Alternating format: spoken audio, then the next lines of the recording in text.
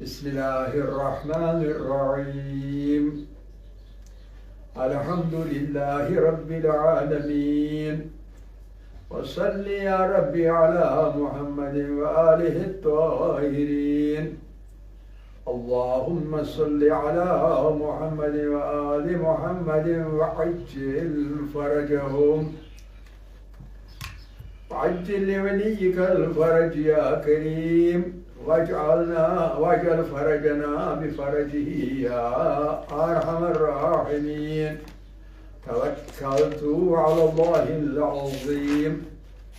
رب اشرح لي صدري ويسر لي أمري واحلل عقدة من لساني يفقه قولي. رب يسر ولا تعسر وتمم بالخير. آمین یا رب العالمین. عزیزان گرامی، قرآن کی عظمت کے بارے میں بات جاری ہے. آپ کو معلوم ہے، ہم نے کہا ہے کہ قرآن جو ہے آخری نبی کا دائمی معجزہ ہے جو ہمیشہ قیامت تک قائم رہے گا. اس لیے معجزوں کا سردار ہے قرآن. جیسے پیغمبر سید النبیین ہے، خاتم النبیین ہے، اسی طرح قرآن جو ہے خاتم المعجز، معجزوں کا خاتم ہے، دائمی ہے، جاویدانی ہے، ہمیشہ رہنے والا ہے. تو اس لیے اس کے معجزات ہوں گے، اس کے ایسے خصائص ہوں گے جو کسی معجزے میں نہیں پائے جاتے. ورنہ ہم نے کہا کہ جناب پیغمبر صلی اللہ علیہ وسلم کے یہاں بہت اور معجزے تھے. جیسے سب سے بڑا معجزہ دیگر معجزات میں شق القمر، انگلی کے اشارے سے چاند کے 2 ٹکڑے ہونا ہے نا. اسی طرح آپ کا سایہ زمین پر نہ پڑنا وغیرہ وغیرہ بہت سارے. تو لیکن ان کا ہم ذکر نہیں کریں گے، ہم زیادہ تر قرآن کا ذکر کریں گے کیونکہ یہ معجزوں کا سردار ہے. تو ہم نے پیچھے بتا دیا، جو پچھلا جو نقطہ تھا وہ نقطہ اس بارے میں تھا کہ جہاں ایک طرف ہمارے پیغمبر صلی اللہ علیہ وآلہ وسلم پر ایک چھوٹی سی سورت نازل ہو گئی، سورہ نصر. اذا جاء اعوذ باللہ من الشیطان الرجیم بسم اللہ الرحمن الرحیم اذا جاء نصر اللہ والفتح، ہے نا. ہم نے اس کے بارے میں بحث کی کہ فوج در فوج لوگ اسلام میں داخل ہونے لگے. دوسرے مدنی دور میں 10 سالہ دور میں، مکے کے 13 سالہ دور میں نہیں، مدنی دور میں. اس کے برعکس یعنی 10 سالوں کے اندر ہم نے کہا کہ پورا جزیرۃ العرب مسلمان ہو گیا، مسلمان اسلام چھا گیا پورے جزیرۃ العرب میں. اس کے مقابل آپ کسی بھی پیغمبر کو لیجئے، بہت سارے پیغمبروں کی قومیں جو ہے وہ آخر پر عذاب کی شکار ہو چکی ہے. اللہ نے آخر پر ان پر عذاب نازل کیا، جیسے قوم لوط پر، قوم عاد پر، قوم سمود پر وغیرہ وغیرہ، ہے نا. تو کس وجہ سے؟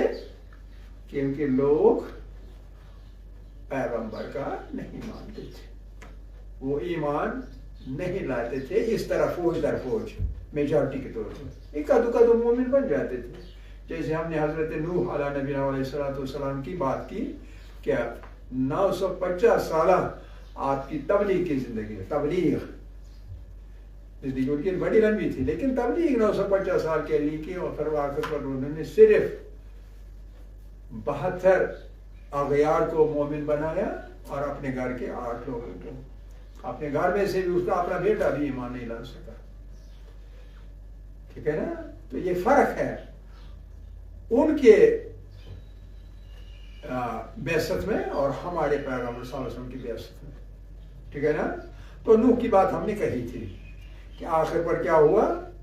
آخر پر جب وہ کشتی نوح کی زمین پر اتری، سیلاب کا پانی اترنے کے بعد، تو وہ کوہ جودی پر اتری، کیسپیم سے کے سرے پر، روس کے کنارے پر، جہاں آج کل روس ہے، کوہ جودی. تو اسی لیے جو وہ کشتی کے آثار ملے تھے حال ہی میں اسی سینچری میں، وہ ملے تھے روس کے اندر ہی. اور وہاں بازار جو وہ اترے تو پہلے ایک بازار بنا دیا، خود وہی ساکن ہو گئے، آباد ہو گئے، تو ایک بازار بنا ہے، اس بازار کا نام ہی پڑ گیا سوق الثمانی، 80 لوگوں کا بازار، صرف 80 لوگ تھے۔ تو قرآن کیا کہتا ہے حضرت نوح کے بارے میں علیہ السلام کے؟ کہتا ہے قرآن کہ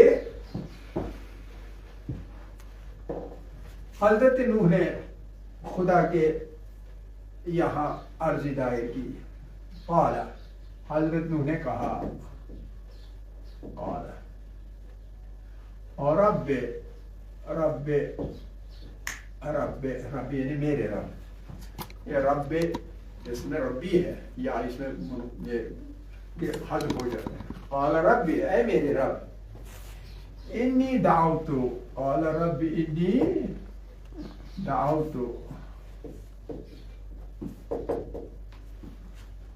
قومی، میں نے اپنی قوم کو تبلیغ کی دعوت دی، دین خدا کی طرف، خدا کے دین کی طرف ان کو دعوت دی، دعوت قومی اپنی قوم کو، لیلا و نہارا،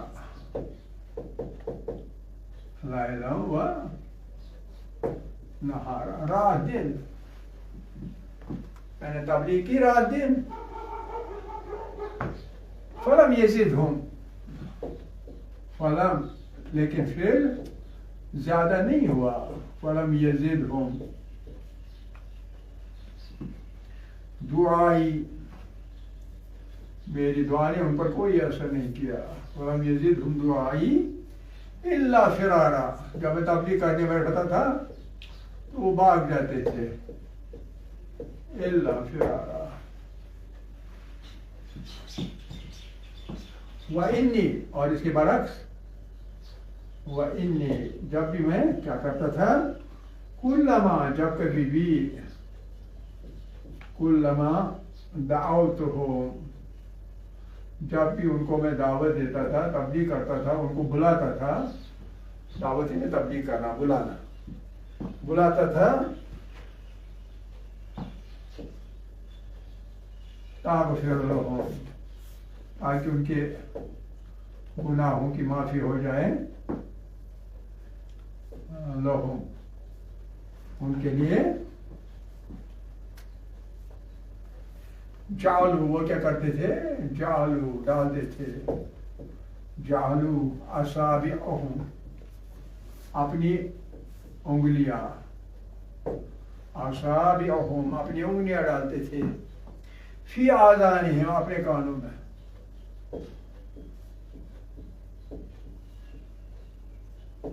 اپنے کانوں میں انگلیاں ڈالتے تھے، واستغشوا ثیابہم اور اپنے اوپر ڈانپ لیتے تھے کپڑے، واستغشوا ثیابہم اپنے کپڑے، اپنے آپ کو کپڑوں میں ڈانپ لیتے تھے، وَأَسَرُّوا اور اس طریقے میں اصرار کرتے تھے، یہی کچھ کرتے تھے، اصروا اصرار کرنا، قائم رہنا اس پر، ایسی باتوں پر اصرار کرتے تھے، اصروا فاستکبروا اور استکبار کرتے، اپنے آپ کو بڑا سمجھتے تھے، فاستکبروا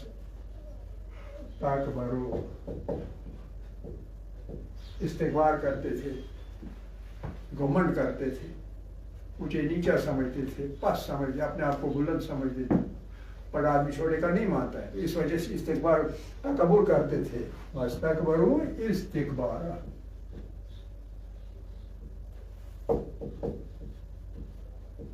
ایسا تکبر کرتے تھے کہ تکبر کلی طور پر سمجھے جا سکتے، پھر کچھ صورتیں چھوڑ کے وقال پھر دعا، حضرت نوح کی دعا، وقال نوح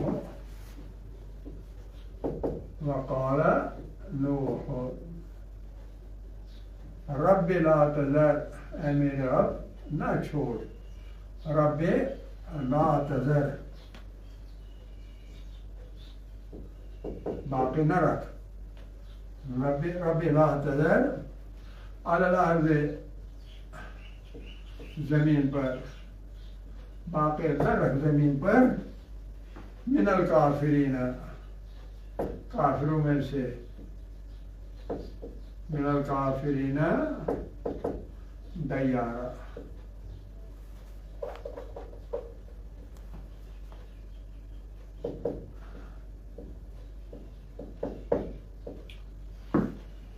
سورہ نوح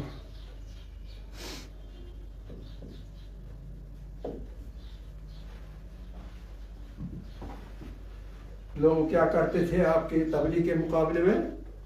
کس طرح سے اپنے آپ کو اس تبلیغ سے اثر انداز نہیں ہونے دے متاثر نہیں ہونے دیتے تھے اور گراہ پر مجبور ہو کے حضرت نوح نے دعائیں بد کی وقال نوح رب لا تذر علی الارض من الکافرین دیارا کہیں کوئی بستی کافروں میں سے باقی نہ رکھی زمین پر ان کو ختم کر دے.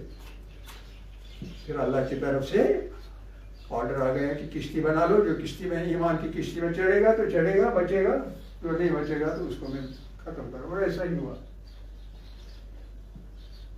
ہے نا. اسی وجہ سے حضرت نوح کو علیہ نبینا علیہ السلام ان کو آدم ثانی کہتے ہیں, کہ پہلے والی آبادی جو بھی حضرت آدم کے ذریعے تھی وہ ختم ہو گئے, سب ختم ہو گئے. تو پھر حضرت نوح کے ذریعے سے جو باقی بچا تو باقی بچا, اس لیے ان کو آدم ثانی کہتے ہیں. یہ حضرت نوح کا واقعہ 950 سال کی تبلیغ. ایک دوسری ایسی مثال, اور وہ مثال ہمارے یہاں نوح کی حضرت یونس کی ہے. یونس کی مثال حضرت یونس علیہ نبینا علیہ السلام. آپ کا قصہ کیا ہے؟ وہ بھی ایک مختصر سی جماعت کی طرف نبی مبعوث ہو گئے. ہمارے پیغمبر تک صلی اللہ علیہ وسلم تک جتنے بھی نبی آئے وہ یا کسی قوم کی طرف آئے, کسی قبیلے کی طرف آئے, کسی خطے کی طرف آئے. آفاقی طور پر تمام دنیا پر مبعوث نہیں ہوئے. یہ نوح بھی ایک بستی پر مبعوث ہو گیا, اور اس کی جو آبادی ہے سمجھا جاتا ہے 40 سے 50 ہزار تھی, اس سے زیادہ نہ تھی. ہاں, تو آپ نے سنا ہوگا کہ جب اس کی تبلیغ بھی کارگر نہ ہوئی, اس نے بھی دعا کی کہ میرے اللہ ایمان دینے اب میں کیا کروں. تو وحی ان کو آ گئی, ٹھیک ہے ان پر عذاب جو ہے وہ مقدر ہو گیا, ان پر اب عذاب آ جائے گا. حضرت یونس نے کیا سمجھا؟ انہوں نے سمجھا اب یہ تو مارے جائیں گے, میں تو مومن ہوں, تو وہ اس قوم کو چھوڑ کے بھاگ گئے. اور یہ کہیں عراق میں ہی شاید ان کی بستی تھی. کیوں؟ کیونکہ فرات پاس میں ہے. تو یہ بھاگ گیا اور کشتی یعنی آج کل کا جہاز پر چڑھ گیا, اور وہ جہاز دریائے فرات میں جا رہا تھا. تو جب چڑھ گیا تو جانے لگی وہ بڑی کشتی یا جہاز کہ طوفان آ گیا. ایسا طوفان آ گیا کہ جہاز ہچکولے کھانے لگا, ہچکولے کھا. اب سب لوگ سمجھیں کہ ماری جائے گی. جو ملا تھا, ملا یعنی سیلر, جو جہازران تھا, تو جہازران سے کہا کوئی گناہ سرزد ہوا ہے ہم میں سے کسی ایک سے, تو اسی وجہ سے ہچکولے کھا رہا ہے جہاز, کشتی یا ہچکولے. تو اب کیا کیا جائے؟ تو سب لوگوں نے مل کے کہا کہ آپ نام ڈالیے, پورا ڈالا جائے. پورا یعنی چیر کیسے پڑھوانا ہے, چیر ادھر آؤ, جس کے نام پر پورا نکل آئے گا تو اس کو جہاز سے باہر پھینکیں گے. پورا ڈالا گیا ایک ایک کر کے, کسی کے نام پر پورا نہیں نکلا. حضرت یونس کے نام پر پورا نکل آیا. جب حضرت یونس کا ٹھیک ہے اگر میری وجہ سے ایسا ہوا, تو یہ ادھر اپنے قوم سے غضبناک نکلا تھا, لیکن جب ان کے نام پر آ گیا تو اس کو پھینکا گیا باہر. آگے ایک بڑی مچھلی منہ کھولے انتظار میں تھی, تو اس کی بطن میں اس کی پیٹ میں چلا گیا. تو اب اسے احساس ہو گیا گناہ مجھ سے سرزد ہو گیا, گناہ مجھ سے سرزد ہو گیا. تو کہاں میں غضبناک تھا اور اوپر, تو کہاں میں اب خود پر غضبناک مجھے ہونا چاہیے. کہا جاتا ہے کہ بڑی دیر تک کچھ لوگ کہتے ہیں 40 دن، کچھ لوگ کہتے ہیں اس سے زیادہ مدت تک وہ اسی مچھلی کے پیٹ میں تھا. اچھا، تو خدا کی قدرت، مچھلی کے پیٹ میں جو کچھ جاتی ہے تو وہ حل ہو کے تو ہضم ہو جاتی ہے. تو حضرت یونس ہضم نہیں ہوا مچھلی کے پیٹ میں. خدا کو باقی رکھنا تھا نا. تو اگر اس میں یہ تبدیلی نہ آتی، پشیمانی نہ آتی، ایک طرح سے کہ مجھ سے غلطی ہو گئی ہے، تو شاید وہ قیامت جب ہوتی تو تبھی اس کے پیٹ سے نکلتا. لیکن پشیمانی ہو گئی اور زبردست اس نے آہو بکا کیا، گریا، نالا وغیرہ، روتا رہا، بہت زبردست روتا رہا، اور ساتھ میں پڑھتا رہا لا الہ الا انت سبحانک انی کنت من الظالمین.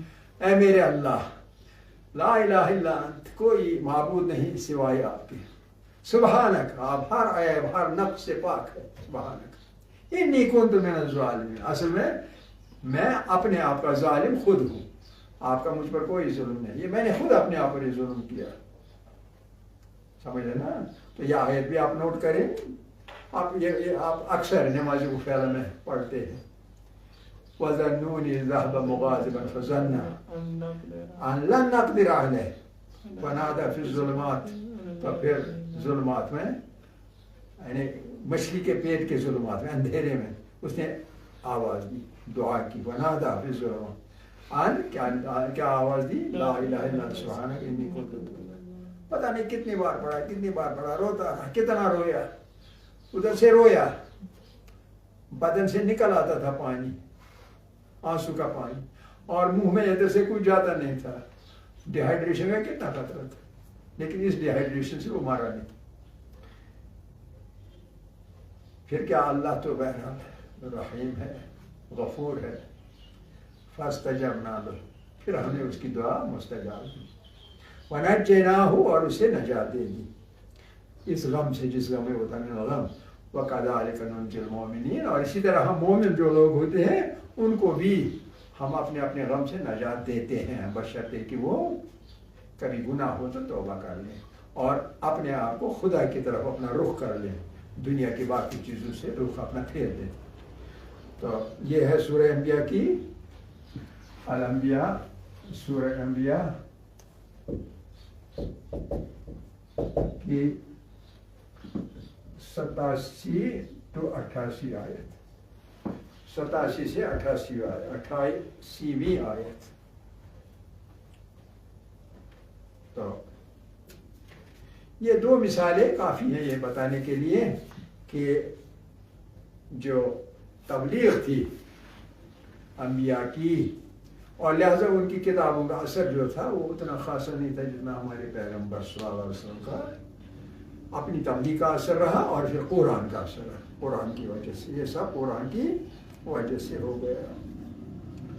تو اس سے ہمیں کیا پتہ چلتا ہے کہ جو ہمیں پہلے کہا کہ تھوڑا تھوڑا کر کے قرآن نازل ہوا، تھوڑا تھوڑا کر کے، ایک ساتھ نہیں، تھوڑا تھوڑا کر کے نازل ہوا. کچھ لوگ سمجھنے لگے کہ یہ تو صحیح نہیں ہے، تھوڑا تھوڑا نازل ہو رہا ہے، یہ نقص ہے قرآن کے اندر، یہ عیب ہے قرآن کے اندر.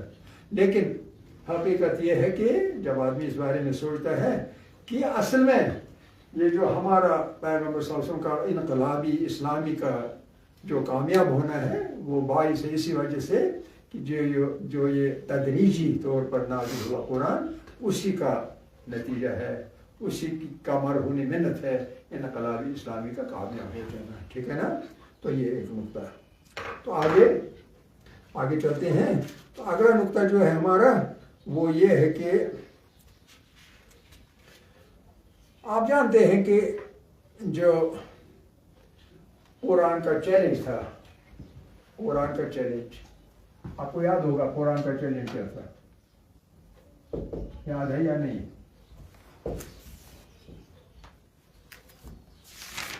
اگر آپ شک میں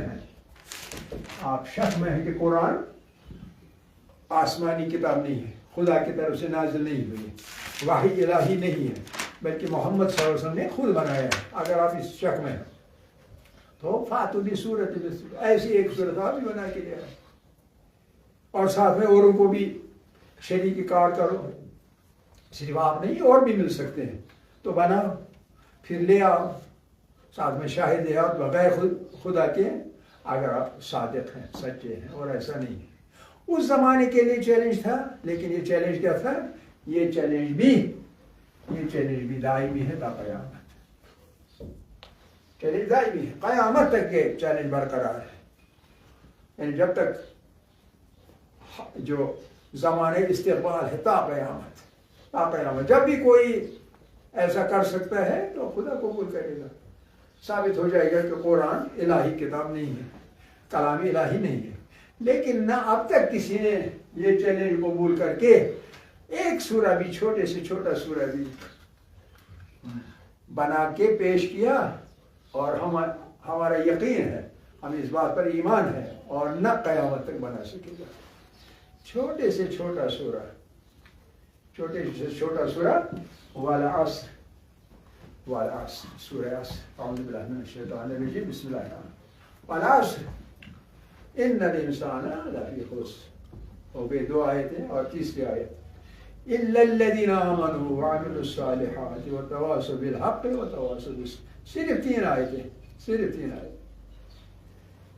امام شافعی کا یقین ہے کہ اگر صرف یہی تین آیتیں نازل ہو چکی ہوتی پورے قرآن کی ضرورت نہیں تھی۔ پورے قرآن کا لب لباب اسی ایک سورت میں موجود ہے۔ اتنا چھوٹا سورہ، 3 آیتوں کا سورہ بھی کوئی ایک بناتا تو یہ چیلنج قبول کر کے تو جو دعویٰ ہمارا تھا وہ ختم ہو جاتا۔ تو لہذا یہ چیلنج جو ہے تو نہ اب تک اس طرح اختراع کوئی کر سکے۔ یہ نہیں کہ ایک ہم کہتے ہیں نا انٹلیکچوئل، دانشور، اللہ اکبر، یہ دانشور ہے، اس کے ساتھ بات کرو تو ادب سے کرو، ہے نا؟ تو ایسے عقلاء دار جو ہوں گے زمانے کے زبردست عقلاء، زبردست انٹلیکچوئلس، تو مل بیٹھ کے ایک تین آیتوں والی ایک صورت اختراع کریں، کریٹ کریں اور پیش کریں، نہیں کر سکتے اور نہ کر پائیں گے۔ تو یہ قرآن کی بڑائی کو ثابت کرتا ہے۔ اگلا نقطہ جو تاریخ ہے، یہ اہم نقطہ ہے۔ اب تاریخ کو لیجیے، اگلا نقطہ تاریخ پر نظر ڈالیے۔ تاریخ پر نظر ڈال کے ہم دیکھتے ہیں کہ قومیں جو ہیں وہ کبھی پوری دنیا پر چھا جاتی ہیں، باقی قوموں کو مغلوب کرتی ہیں، حملہ کرتی ہیں، ان کو زیر کرتی ہیں اور ان کے اوپر حکومت کرتی ہیں۔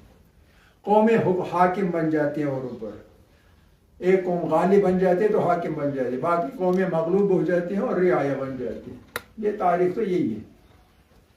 کبھی مغل ہندوستان میں آ گئے، غلبہ کیا ہندوستان پر، سینکڑوں سال انہوں نے حکومت کی، ہے نا؟ اسی طرح مسلمان جہاں کہیں گئے حاکم بن کے حکومت کی، ہندوستان میں، ایران میں، انڈونیشیا میں، جاوا اینڈ سماٹرا، انڈونیشیا اور ملیشیا، حتیٰ کہ یورپ میں، باقی افریقہ میں، ہے نا؟ گئے حکومت کی۔ اسی طرح اور قومیں بعد میں یورپینز نے مسلمانوں کو بھگا کے ان کی مختلف جگہوں پر حکومت کی، جیسے فرینچ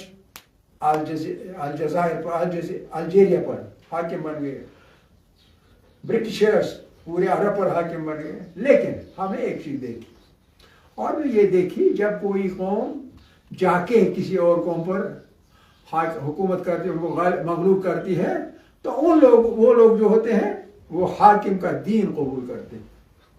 جیسے یورپ مسلمان بن گیا، مسلمان فاتحوں کی وجہ سے، ہے نا؟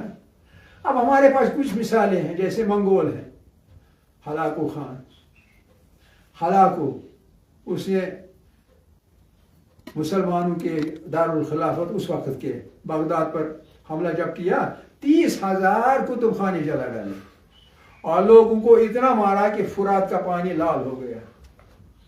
لیکن تاریخ ہمیں یہ بتاتی ہے کہ منگولوں کا دین عراق کے لوگوں نے قبول نہیں کیا، بلکہ خود فاتح جو ہے منگول ہی مسلمان بن گئے، لیکن مفتوح جو ہے، مغلوب جو ہے مسلمان، انہوں نے دین نہیں بدلا، دین بدلنے کی ضرورت ہی نہیں پڑی، اور اس قاعدے کی کہیں اور جو ہے کہ ہوتے ہیں نا استثناء نہیں ملتی، ہر جگہ یہی ہے۔ اسلام قبول کیا کبھی کبھی فاتح غیر مسلموں نے، لیکن مسلمان جو ہے وہ مغلوب ہونے کے باوجود اپنا دین نہیں چھوڑ پائے۔ تو اسے بھی واضح ہو جاتا ہے کہ جو اسلام ہے وہ ایسا دین ہے کہ ایک ایسا معاشرہ وجود میں آتا ہے جو کہ تمدن میں برتر ہے، ان کے جو باہر سے آ کے ان پر حملہ کر کے فاتح بن جائے۔ تو یہ جو تمدنی برتری ہے، ایک متمدن ایک سوسائٹی اسلام نے بنائی، یہی وجہ ہے جس کی وجہ سے مسلمانوں نے کبھی اس تاریخ کے اس سلسلے میں فاتح اور مفتوح، غالب اور مغلوب کے معاملے میں انہوں نے اپنا دین بدلا نہیں، بلکہ جو لوگ فاتح آ گئے غیر مسلمان ہو کے انہوں نے دین اسلام قبول کیا۔ تو اس سے بھی برتری جو ہے اسلام کی نہیں قرآن کی ثابت ہو جاتی ہے۔ الحمدللہ اول و آخر و ظاہر و باطن۔